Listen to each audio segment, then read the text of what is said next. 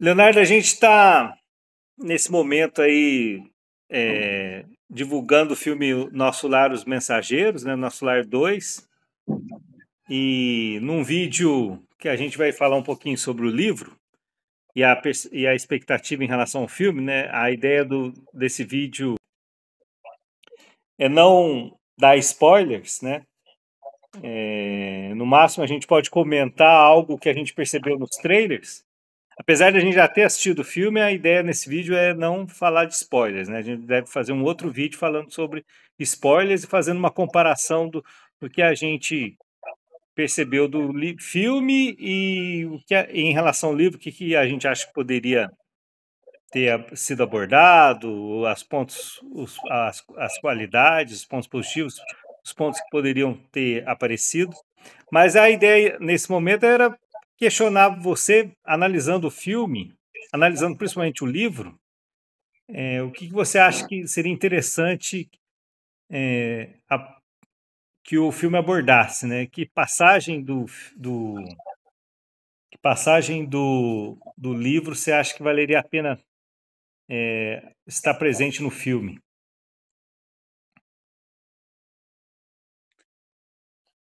Bom, Dudu, fazer um roteiro adaptado é uma das tarefas assim, mais difíceis, porque você tem que fazer um roteiro adaptado de um determinado livro, isso que é o roteiro adaptado, não é o roteiro original. O roteiro original, o camarada escreveu um livro, um opúsculo, um texto, um roteiro especificamente para o filme.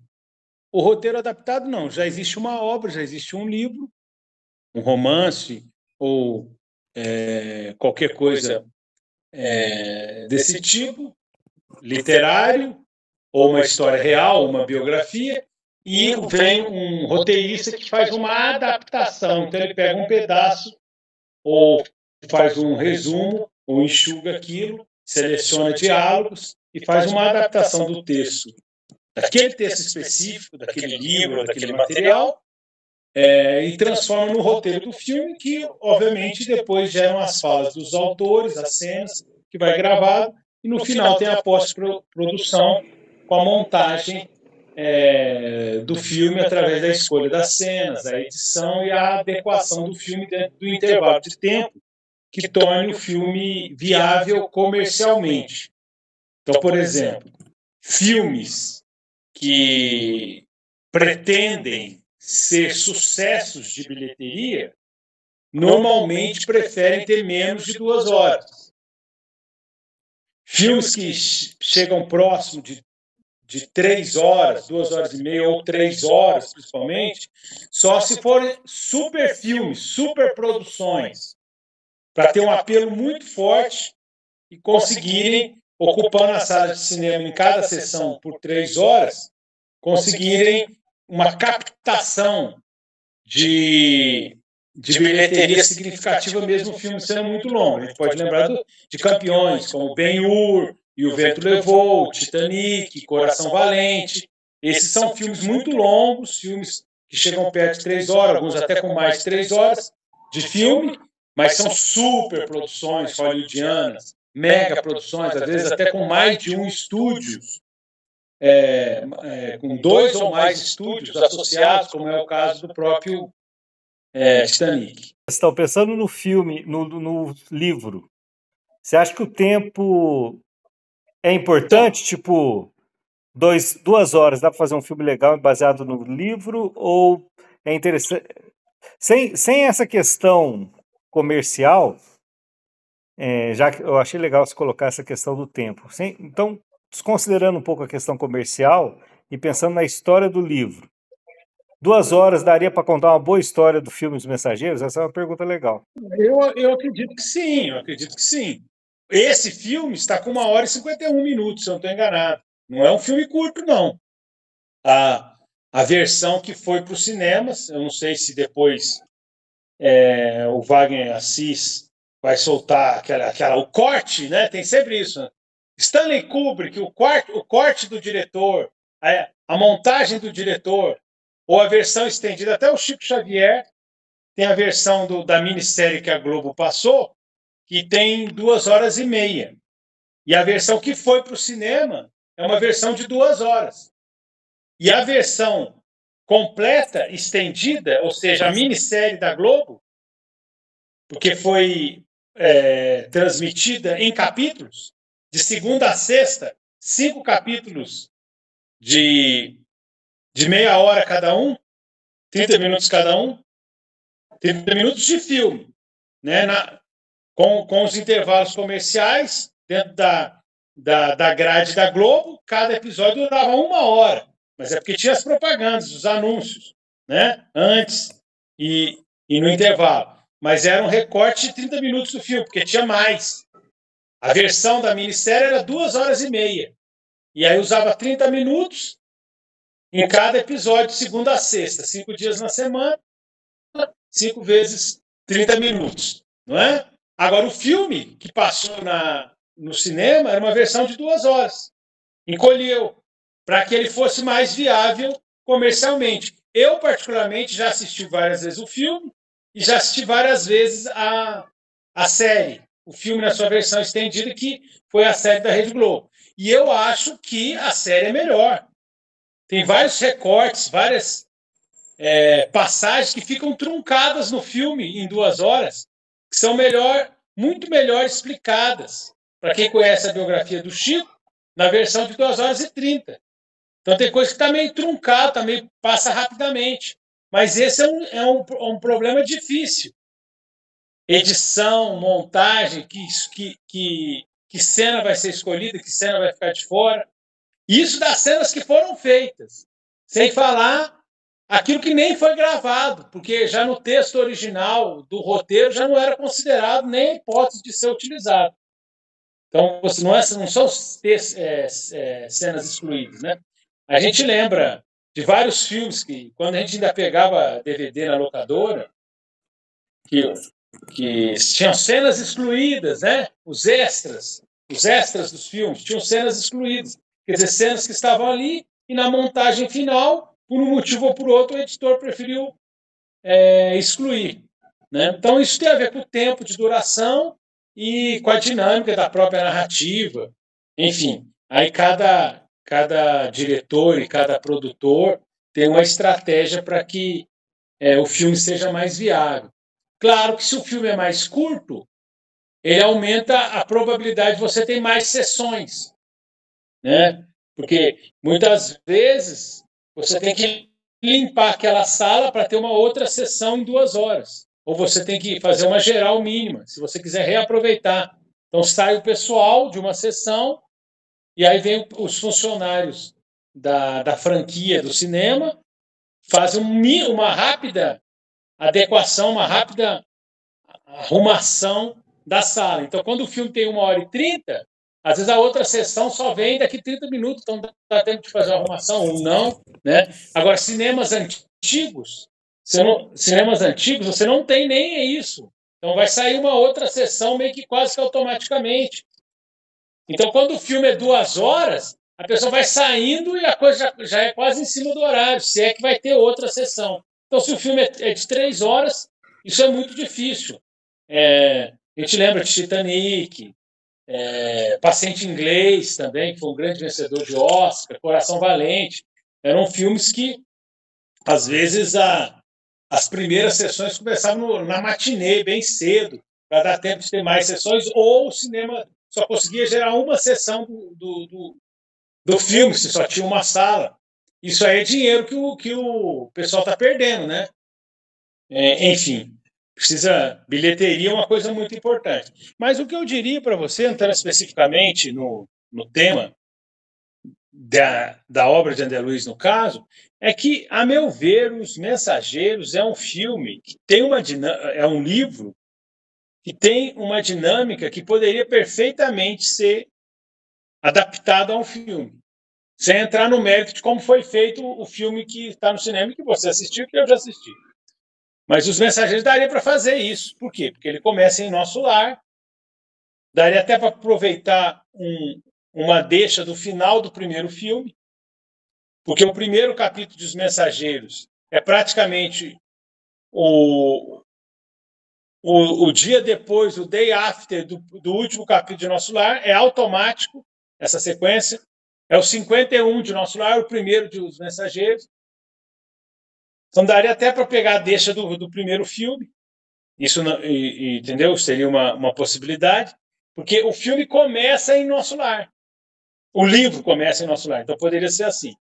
Assim como, na verdade, tem a ver com a maneira como eles conduziram esse filme, mas não tanto. Então, esse é um ponto importante. O filme pode ser adaptado de uma forma mais drástica e pode ser adaptado de uma forma mais sutil, ou seja, a adaptação pode ser mais literal em relação ao livro e pode ser menos literal, com uma livre interpretação e até espaço para uma criatividade e até histórias paralelas que foram elaborados pelo diretor, pelo roteirista, que são independentes do texto base que serviu de inspiração. Ele poderia fazer o livro em 3 momentos. O primeiro momento, ele ainda em Nosso Lar, numa sucessão praticamente automática do primeiro filme, porque é o que acontece no livro. O começo do livro Os Mensageiros é o final, é a continuação natural do final do primeiro livro Nosso Lar. Então, ele poderia começar em Nosso Lar. A fase 2, se é que a gente não vai dividir em 4, porque ele começa ali no Ministério da Regeneração e depois vai para o Ministério das Comunicações. Isso aí já seria um outro. Poderia ser essa fase 1, digamos, em Nosso Lar, poderia ser subdividida em 2 fases. Porque ele está no Ministério da Regeneração no pós-Nosso Lar. E depois ele vai para um outro ministério, entrar em contato com pessoas que ele nunca tinha visto, espíritos que ele nunca tinha travado contato, como é o Aniceto, como é o Vicente, e como é uma série de espíritos que estavam inseridos dentro do Ministério da Comunicação, e em especial sobre a orientação do mentor Aniceto. Então, é uma fase que poderia ser subdividida em 2. Ele está no final, ele está no Ministério da Regeneração, na fase final, pós Nosso Lar, pós os acontecimentos do final do livro, e a partir da sugestão de alguns amigos, Tobias, Narcisa, ele resolve ir para o Ministério da Comunicação porque havia vagas para novos cursos. Foi sugerido isso aí. Isso seria uma opção. E aí seria essa fase 2, ou uma subdivisão da fase 1, ainda em Nosso Lar, que é o conhecer do Ministério da Comunicação, que ele não conhecia ainda a fundo.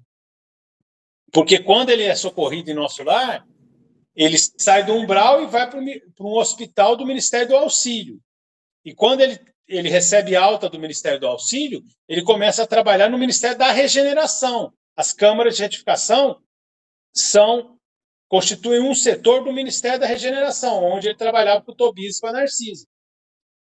E aí, quem leu o livro, quem assistiu o primeiro filme que eu estou falando, do primeiro filme, sabe que no final ele vem para a Terra para visitar os seus familiares, tá?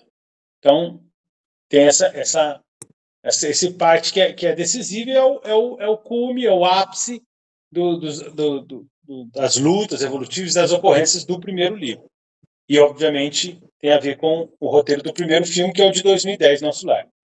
Mas, então, tem essa primeira fase, ele no Ministério da Comunicação, depois oriundo do Ministério da Regeneração, então podia ser uma ou podia ser 2. Se forem 2, aí no caso a gente está, se for a fase 2, a gente está dividindo em 4. Se for tudo uma fase única, estaria dividindo em 3. A partir daí tem a viagem dele para a Terra.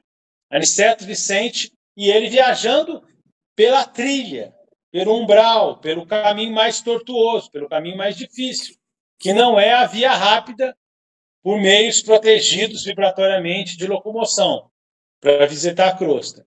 E tem todo um processo muito complexo de passagem, de autopercepção da própria luminosidade, que poderia ser melhor explorado. Enfim. E, além disso, tem a visita a uma comunidade, a uma colônia espiritual menos evoluída que o Nosso Lar, que é a comunidade Campo da Paz, ainda na segunda fase, até chegarem à crosta. E aí a chegada à crosta é assistência direta aos encarnados, que é o trabalho de mensageiros, daí o nome Os Mensageiros, seria a terceira fase, ou quarta fase, se a gente considerar que o final de Nosso Lar e os desdobramentos do final de Nosso Lar seria a fase 1, o Ministério da Comunicação e todo o processo de transferência do Ministério da Regeneração para o Ministério da Comunicação, a fase 2.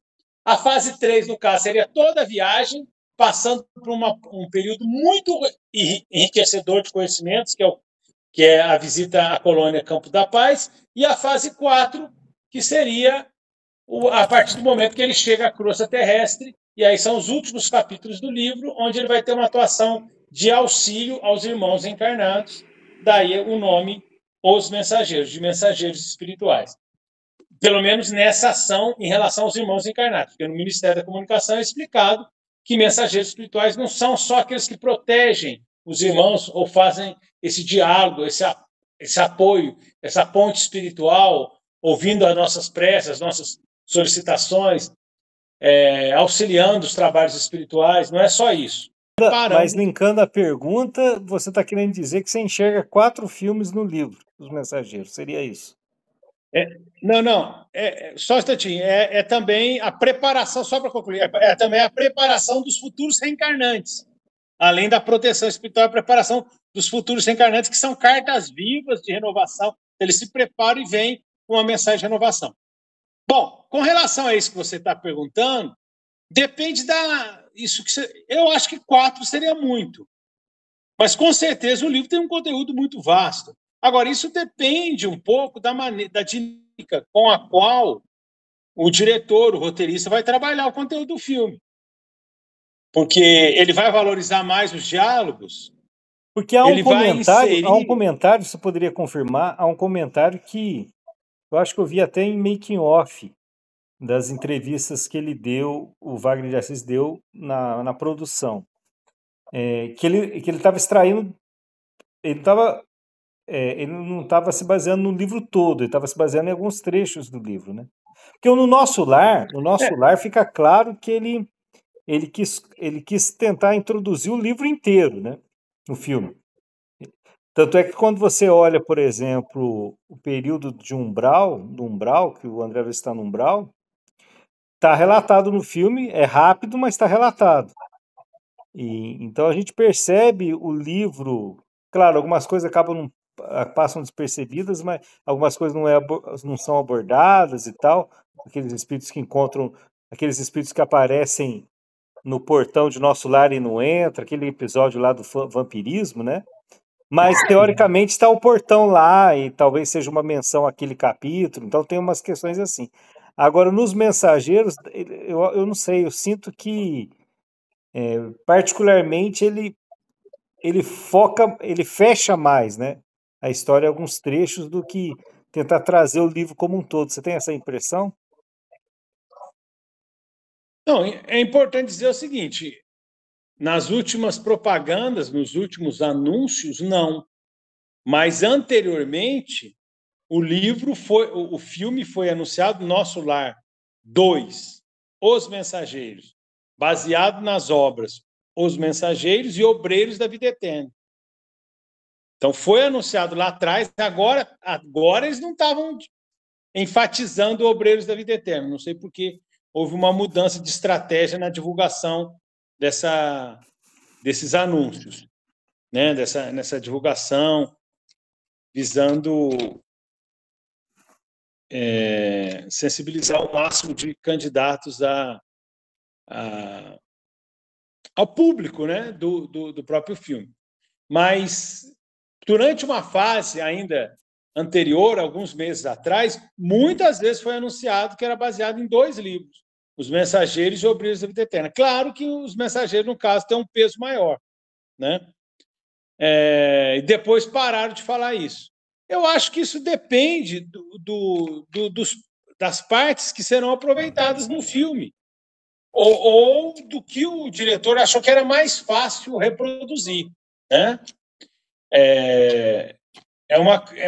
Assim, o filme vai ser mais conversado, mais dialogado, o filme vai ter uma dinâmica maior em termos de ocorrências, e a partir daí o telespectador vai deduzir, vai inferir pelas imagens o que está acontecendo, ou tem que ser mais explicado por um narrador ou pelos próprios diálogos. Então, esse é um ponto. Depende. E aí, obviamente, o diretor faz as escolhas de acordo com os recursos que ele tem, o tanto de efeitos especiais que ele vai utilizar, a extensão do filme, o tanto que ele quer que o filme tenha diálogos, o que ele achou de cada diálogo quando ele leu o livro, qual diálogo ele achou que poderia se reproduzir. Então, isso aí vai das escolhas criativas da equipe de criação que vai fazer essa adaptação do filme para as telas. Então, todas as formas são possíveis isso aí. Né? Tem filmes que a adaptação é muito longe do livro, tem filmes que são mais próximos. Né? E o Wagner Assis fez a opção dele de aproveitar o que ele achou que era interessante. Agora, eu acho que se fosse... Eu acho que Os Mensageiros é um livro muito bem adaptável para um filme. Talvez até mais de um. Não sei, seriam 4, igual você colocou, porque aí você fatia demais e os filmes poderiam virar mais um teleteatro. Uma cena muito longa. Né? E aí, talvez... eu particularmente vejo 2 filmes ali. Eu vejo A Viagem. A Viagem já é praticamente um filme, né? A Viagem... porque a parada lá em Campo da Paz tem muitos detalhes, né? Aquele momento mesmo, quando ele encontra aqueles espíritos todos dormindo, e o destaque lá do Alfredo. E o Alfredo, quando acompanha lá e explica para ele as situações lá, né? Principalmente aqueles espíritos que estão dormindo lá em Campo da Paz e estão tendo pesadelos. Eu acho tem a parte da prece da esmalha, da prece da esmalha, né? Mas isso aí você sempre vai... Não, e aí eu acho que o filme encerrando na chegada no Rio, né? Eu acho que já seria... Porque a chegada também é muito interessante, né? Quando ele está se aproximando ali. Eu acho ali, inclusive, dá uma brecha para um próximo filme, penso eu. Acho que eu particularmente, dividindo em 2, ficaria legal. Eu estou para falar algumas coisas, mas eu não estou querendo falar porque eu não quero adiantar nada que acontece no filme. Então, tem muitas coisas que a gente já sabe que aconteceram, que foram as escolhas que o Wagner Assis utilizou, né? Ele fez escolhas, ele fez opções em relação ao material do filme e fez escolhas em relação ao material do livro Brevos da Vida Eterna também. E ele teve uma liberdade criativa que ele se permitiu enquanto diretor e roteirista, porque ele era diretor e roteirista também. Às vezes, alguma parte que ele não aproveitou nos Mensageiros, não sei. Ele pode, que ele já anunciou que ele vai fazer o Nosso Lar 3, que ele vai fazer um terceiro episódio, às vezes, e talvez um quarto, ele vai fazer outros. Então, talvez alguma coisa ele vai aproveitar em outros filmes. Não sei, é difícil saber isso. Mas o fato é que ele... É importante dizer isso, ele não segue literalmente o livro e se permite uma licença poética. Agora, Os Mensageiros é um livro bem adaptável em termos de linha narrativa, em termos de diálogos interessantes, em termos de momentos e de interação entre momentos. Há uma discussão interessante. Talvez não tenha uma questão central, um romance central, como outras obras têm. Uma história, uma linha narrativa central, como o Nosso Lar tem um pouquinho mais, bem que não tem muito. Libertação tem muito isso. Entre a Terra e o Céu tem muito. Sexo e Destino tem muito. Tem livros que têm mais uma linha narrativa e tem livros que não têm. Por exemplo, Missionários da Luz tem menos.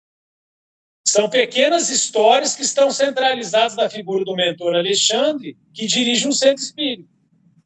O Missionário da Luz, que é o terceiro da série. Então, é um livro, a meu ver, mais difícil de ser adaptado para o cinema, porque são várias histórias paralelas, não tem uma história central. Você teria que contar uma história central, criar um enredo, que prendesse mais atenção do que Os Mensageiros. Os Mensageiros, a viagem que você está falando, o processo como um todo já é bem interessante. Ele saindo da experiência do primeiro filme, ou do primeiro livro, se você preferir, Nosso Lar, aquele encontro com a sua família, aquela atuação, ser reconhecido como cidadão de Nosso Lar, o que ele sentiu espiritualmente, a proposta de ir para um outro ministério, conhecer esse outro ministério, a partir daí fazer essa grande viagem, conhecendo uma outra colônia e seus desafios de modus operandi na assistência aos espíritos de um nível menos evoluído, menos avançados do que os espíritos que habitavam o nosso lar, e depois da chegada, eles chegaram meio exaustos, a questão do refazimento fluídico e a interação no posto avançado de nosso lar, que era a casa de Dona Isabel. Isso eu estou baseando no livro, tá? Estou falando do livro. O posto da casa de Isabel e Isidoro, que era um posto avançado de nosso lar, que dali eles chegavam e iam para várias outras atividades aqui na crosta, mas tendo a casa, que era uma central espiritual, um posto avançado de nosso lar para as atividades dos espíritos, que era justamente a casa da Isabel e do Isidoro. Então, a mim me parece que Os Mensageiros é um livro mais adaptável, com a linha narrativa, com o roteiro mais adaptável a um filme de 2 horas no cinema do que Missionários da Luz, por exemplo. E para finalizar essa conversa sem spoilers do filme, eu queria perguntar para você qual a sua impressão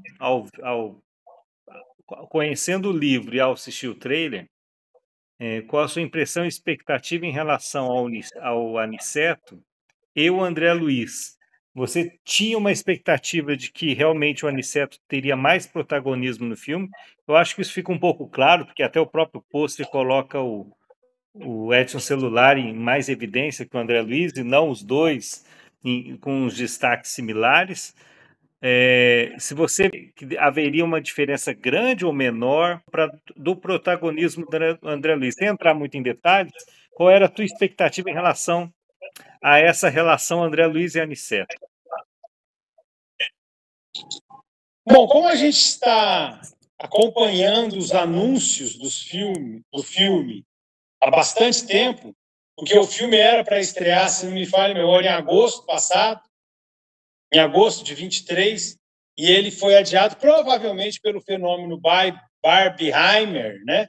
O fenômeno Barbie e Oppenheimer, os 2 filmes que foram sucessos de bilheteria, que inclusive geraram até impactos em outros filmes, também no blockbusters, né? Como Missão Impossível 7, Missão Impossível Acerto de Contas, o 7º filme da saga de Ethan Hunt e sua equipe, lá, filme do Tom Cruise, que estreou uma semana antes do Oppenheimer, teve uma bilheteria bem menor do que o esperado, em princípio por causa do fenômeno de grande impacto midiático que foi os filmes Oppenheimer e Barbie.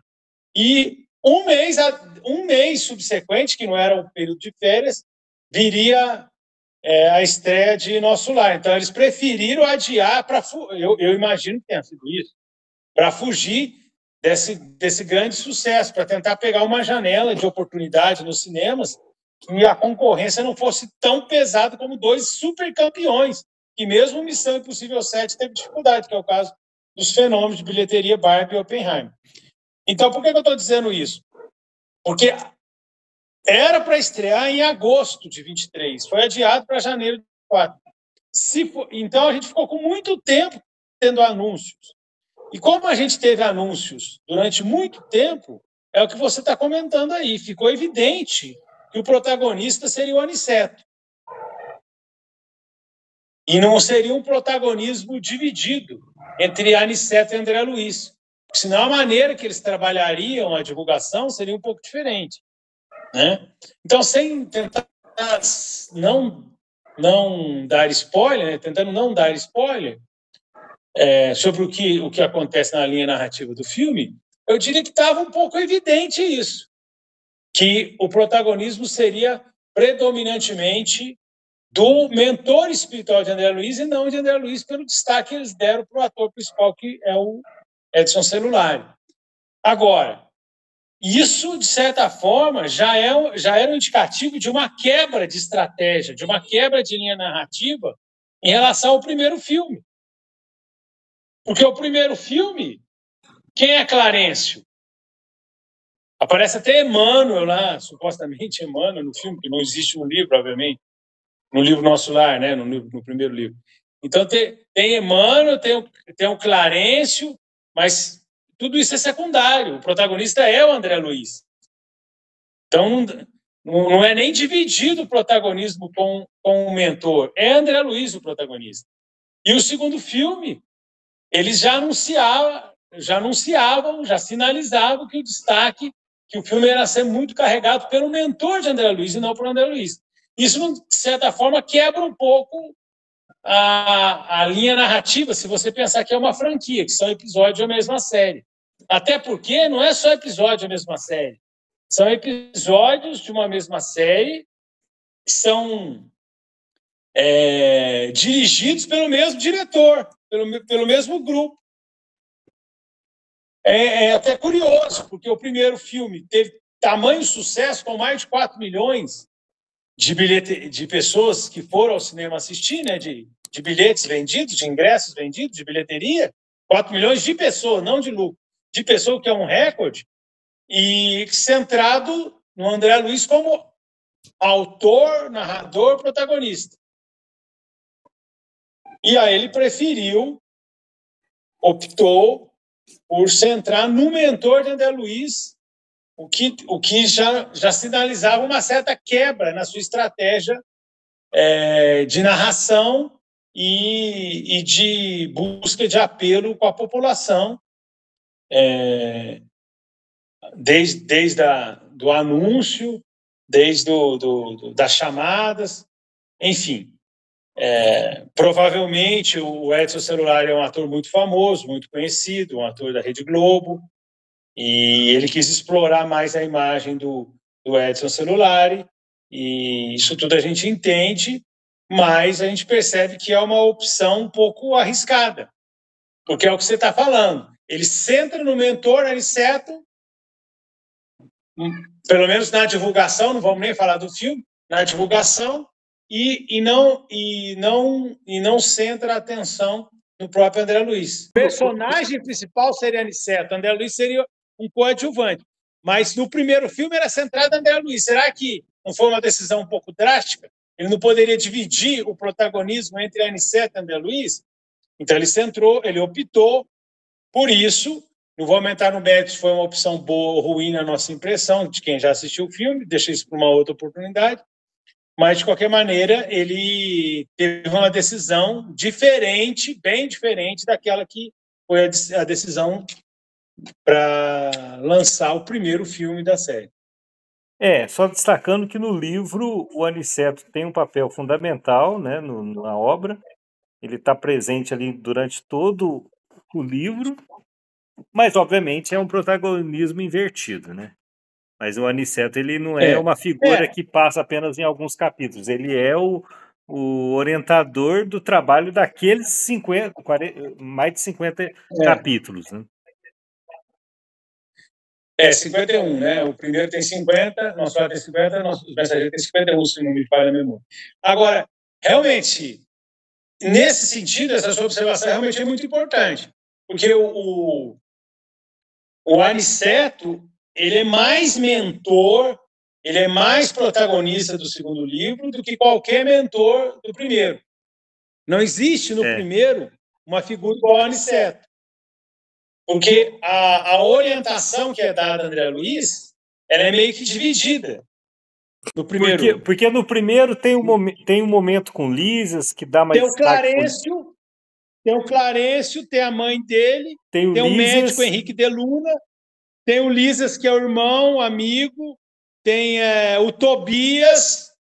Então, tem várias pessoas, a própria Dona Laura, tem vários companheiros que o Clarencio parece que tem um destaque maior, mas é meio dividido esse papel. É bem menor que o Aniceto mesmo. Ele é bem menor que o Aniceto.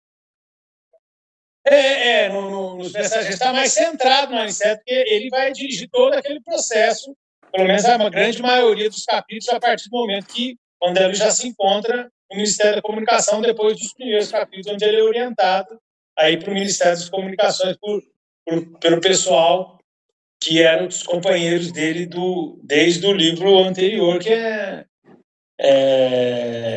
a Narcisa e o Tobias, né? das câmaras de retificação.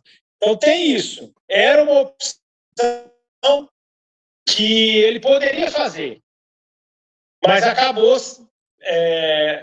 Ele fez isso e acabou sendo um pouco drástico. Chama atenção, porque, obviamente, modifica um pouco a dinâmica do próprio filme em relação ao primeiro.